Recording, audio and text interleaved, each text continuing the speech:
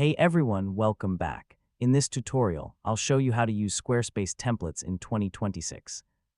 So if you want to build a professional website faster without starting from scratch, this guide will walk you through everything step by step. First, log into your Squarespace account and click Create New Site. This will take you to the template selection page. Next, browse templates by category.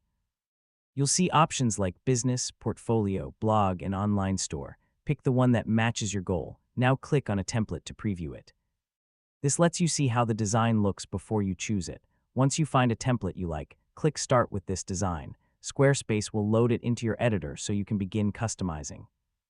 Now start editing the template. You can change text, images, colors, and sections to match your brand or personal style. Next, replace all demo content with your own. This includes images, sample text, and placeholder pages. Now save your changes and preview your site. Make sure everything looks clean on both desktop and mobile views. And that's it. You've successfully used a Squarespace template to build your website. From here, just keep customizing and improving your design over time.